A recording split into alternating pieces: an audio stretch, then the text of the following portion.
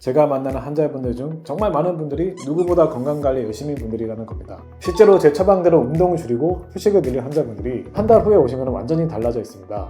이게 여러분들의 자율신경을 살리는 첫걸음입니다.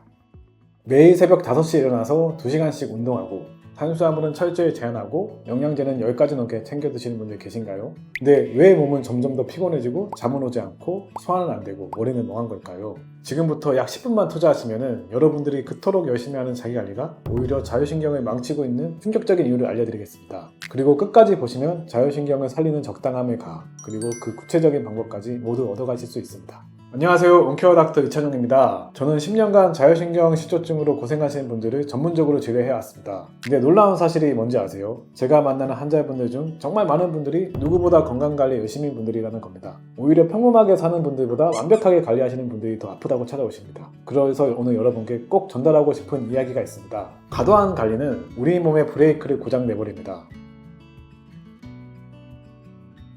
자동차를 한번 생각을 해보세요. 계속 엑셀만 밟고 달리면 어떻게 될까요? 엔진이 결국 가열되고 결국 멈춰서 버리겠죠?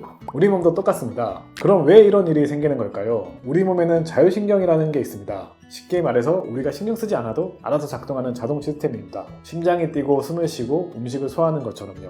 이 자율신경은 두 가지로 나뉩니다. 교감신경과 부교감신경이죠. 교감신경은 우리 몸의 엑셀 페달입니다. 일할 때, 운동할 때, 집중할 때 작동을 합니다. 반대로 부교감신경은 브레이크입니다. 쉴 때, 잠잘 때, 소화할 때 작동합니다. 건강한 사람은 이 둘이 시소처럼 균형을 이루면서 움직이죠. 낮에는 엑셀을 밟아서 활동하고 밤에는 브레이크를 밟아서 쉬는 거죠. 근데 과도한 자기관리를 하면 어떻게 될까요? 24시간 엑셀만 밟는 상태가 되는 겁니다. 새벽에 일어나서 격하게 운동하는 것도 엑셀, 탄수화물을 극단적으로 제한하는 것도 우리 몸에겐 스트레스니까 엑셀, 수면 시간을 줄여서 더 많이 활동하는 것도 엑셀, 브레이크를 밟을 시간이 없는 겁니다. 실제로 연구 결과를 보면은 매일 고강도 운동을 하는 사람들의 스트레스 호르몬인 코르티졸이 계속 높은 상태로 유지가 됩니다. 운동이 스트레스가 돼버린 거죠. 운동하고 나서 상쾌한 게 아니라 더 피곤하신 분들, 바로 이런 상태일 가능성이 높습니다. 또 하나 중요한 건 회복 시간입니다. 우리 몸이 이제 안전하구나, 쉬어도 되는구나 라고 느껴야 부교감신경이 작동을 하는데 매일 극한의 운동과 극단적인 식단으로 몸을 몰아붙여버리면 몸이 계속 위험하다고 느낍니다. 마치 사자한테 쫓기는 것처럼 24시간 긴장 상태를 유지하는 거죠. 그리고 이게 계속되면 부신이라는 기관이 지쳐버립니다. 부신은 스트레스 호르몬인 코르티졸을 만드는 공장인데 우리의 하루 리듬에 맞게 분비가 되는 호르몬이기도 합니다. 아침에는 몸에 끼워져서 자연스럽게 일어나게 하는 것도 코르티졸의 역할입니다. 근데 부신이 매일 풀가동하다 보면 고장이 나버리는 거죠. 그래서 아침에 못 일어나고 오후에 극도로 피곤하고 밤에는 오히려 잠이 안 오는 증상이 나타납니다. 그럼 내가 과관리 상태인지 어떻게 알 수 있을까요? 간단한 체크리스트를 드릴게요. 첫째, 운동하고 나면 개운한 게 아니라 더 피곤해요. 둘째, 완벽한 식단을 유지하는데도 배가 더부룩하고 소화가 안 돼요. 셋째, 영양제를 아무리 먹어도 기운이 없어요. 넷째, 충분히 자는 것 같은데 아침에 일어나기가 너무 힘들어요. 다섯째, 하루라도 운동을 안 하면 불안하고 죄책감이 들어요. 이 중에 3개 이상 해당되신다면 여러분은 지금 너무 열심히 살고 계신 겁니다.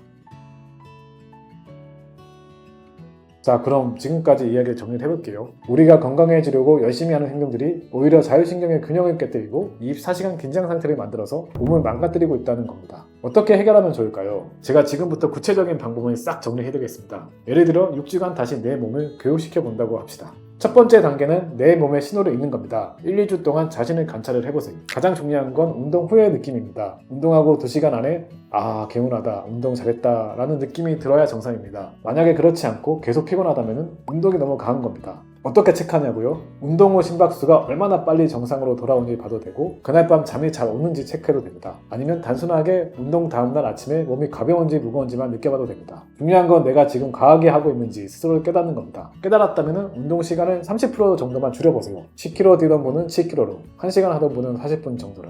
두 번째 단계는 부교감신경을 깨우는 훈련입니다. 3, 4주 차에 한번 해보세요. 하루에 20분만 진짜 휴식을 가져보는 겁니다. 그냥 누워있는 게 아니라 의도적으로 몸을 이완시키는 겁니다. 가장 효과적인 방법은 숨쉬기 운동입니다. 4초 동안 들이마시고 7초 동안 참고 8초 동안 내쉬어보세요. 이걸 10번만 해도 몸이 차분해지는 걸 느낄 수 있습니다. 그리고 밥 먹고 나서는 꼭 10분 정도를 쉬세요. 바로 일하러 가거나 운동하러 가지 마시고 소화를 담당하는 부교감신경이 일할 시간을 줘야 합니다. 그리고 잠들기 1시간 전에는 스마트폰을 끄세요. 블루라이트가 우리 뇌를 깨워서 잠을 방해합니다. 세 번째 단계는 새로운 균형점을 찾는 겁니다. 5, 6주차 때부터 한번 해보세요. 운동은 일주일에 3, 4번, 40분에서 1시간 정도가 적당합니다. 강도는 어느 정도냐면은 운동하면서 옆 사람과 대화는 가능한데 노래 부르기는 힘든 정도. 이게 딱 좋습니다. 식단도 너무 빡빡하게는 하지 마세요. 평일에는 건강하게 먹되 주말에는 먹고 싶은 것도 먹으면서 80대 20 정도로 균형을 맞추세요. 완벽한 식단을 3개월 하다가 포기하는 것보다 적당히 유지 가능한 식단을 평생 유지하는 게 훨씬 건강합니다. 수면은 최소 7시간은 확보하세요. 그리고 매일 같은 시간에 일어나는 게 정말 중요합니다. 주말에 몰아서 자는 것보다 매일 규칙적으로 자는 게 자율신경 회복에 훨씬 좋습니다. 이제 많은 분들이 착각하는 2가지 바로잡아 드리겠습니다. 첫 번째, 하루만 쉬어도 근육이 다 빠질 것 같아요. 이거 완전히 잘못된 생각입니다. 근육은 운동할 때 자라는 게 아니라 쉴 때 자랍니다. 운동은 근육을 자극하는 과정이고 휴식을 하면서 회복할 때 더 강해지는 겁니다. 일주일에 하루 이틀은 완전히 쉬어야 근육도 신경도 회복이 됩니다. 둘째, 쉬면 게을러질 것 같아요. 이게 전략적으로 쉬는 것과 게으른 건 완전히 다른 겁니다. 계획적으로 쉬는 건 더 나은 컨디션을 위한 충전입니다. 세계적인 운동선수들도 휴식일을 꼭 갖잖아요. 그들이 게을러서 그런가요? 아니죠. 더 좋은 퍼포먼스를 위해서입니다. 제가 진료실에서 환자분들께 항상 하는 말이 있습니다. 건강한 100m 달리기가 아니라 마라톤입니다. 처음부터 전력 질주하면 완주할 수가 없어요. 페이스를 조절하면서 꾸준히 가야 결승선에 도달할 수 있습니다. 실제로 제 처방대로 운동을 줄이고 휴식을 늘린 환자분들이 처음에는 불안해하세요. 원장님 이렇게 해도 괜찮을까요? 근데 한 달 후에 오시면 완전히 달라져 있습니다. 선생님 오히려 몸도 가벼워지고 잠도 잘 오고 소화도 잘 돼요 하면서 오시는 분들도 많이 봤습니다. 자, 정리하겠습니다. 과도한 관리는 자율신경을 24시간 긴장시킵니다. 회복 없는 노력은 독이 됩니다. 적당함이 최고의 건강 전략입니다. 오늘 제가 여러분께 드리는 미션은 이겁니다. 이번 주말 딱 하루만 안전한 나를 위한 휴식을 날로 정하세요. 누워서 유튜브를 봐도 좋고 책을 읽어도 좋고 맛있는 걸 먹어도 좋습니다. 운동 계획 취소하고 알람도 끄고 그냥 나를 위해 정말 편안하게 쉬는 겁니다. 죄책감 느끼실 필요가 없습니다. 이게 여러분들의 자율신경을 살리는 첫걸음입니다. 여러분의 몸은 여러분이 생각하는 것보다 훨씬 똑똑합니다. 잠시 쉴 틈만 주면 알아서 균형을 찾아갑니다. 너무 열심히 살지 마세요. 적당히 현명하게 그리고 행복하게 사는 게 좋습니다. 그럼 이 영상이 도움이 되셨다면 좋아요, 구독 부탁드리고 저는 더 유익한 영상으로 돌아오도록 하겠습니다. 감사합니다.